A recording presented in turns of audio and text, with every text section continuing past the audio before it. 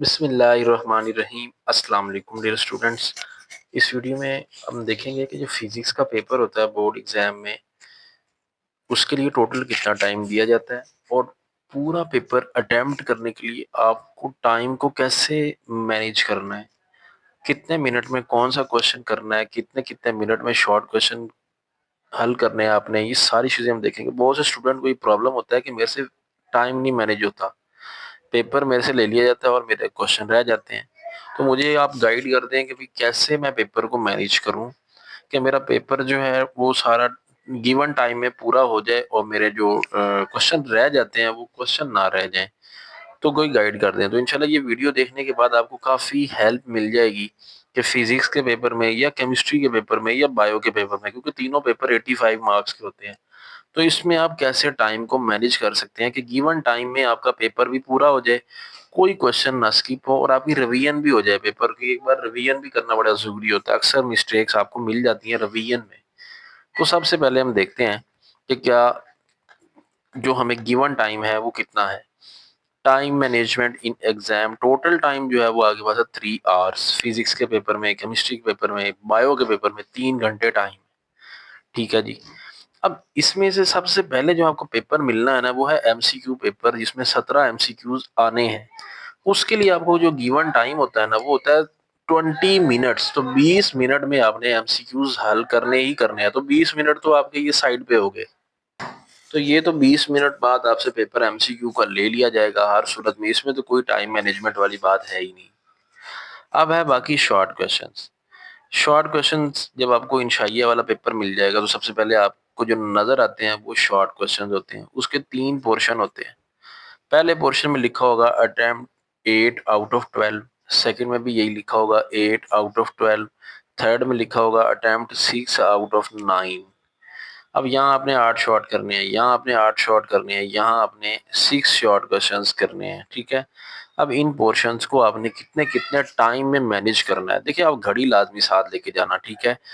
एक वॉच जो है आपने साथ रखनी है। ये टाइम तब भी मैनेज होना है जिन्होंने अच्छे नंबर लेने हैं, पूरे नंबर की तैयारी की है, सारे साल मेहनत की है। ये ना हो कि उनका फाइनल एग्जाम में जाके ये उनसे मिस्टेक हो जाए, टाइम मैनेज ना हो और पता चले जी मुझे तो सारे क्वेश्चन आते थे, मेरे से पेपर ले लिया गया, ये हो गया, मेरे साथ गलत हो गया है।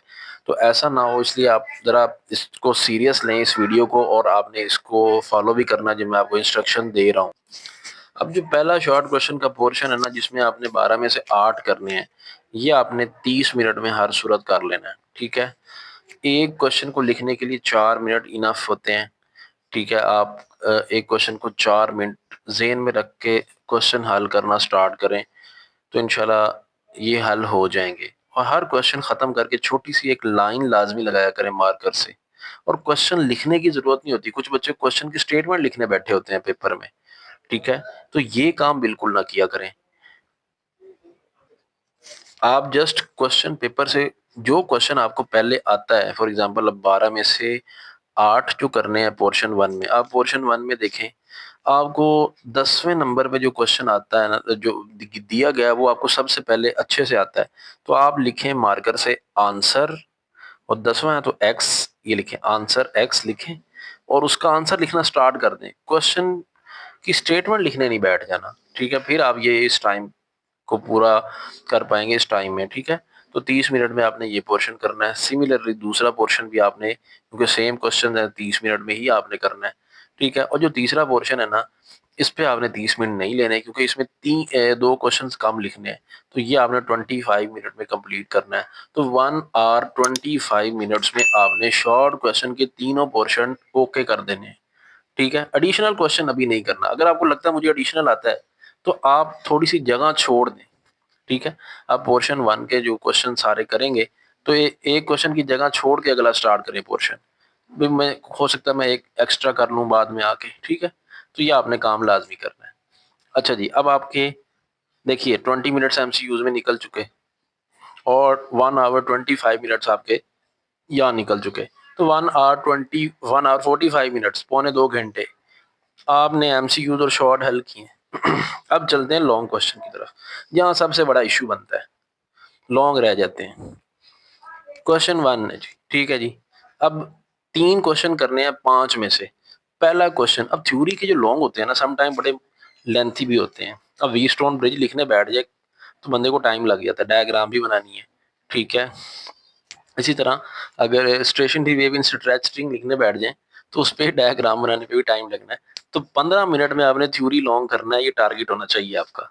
और उसका बी पार्ट न्यूमेरिकल होता है। अब न्यूमेरिकल आता हो ना तो एक मिनट भी नहीं पूरा लगता, बंदा गिवन डाटा और फार्मूला तो लिख ही लेता है।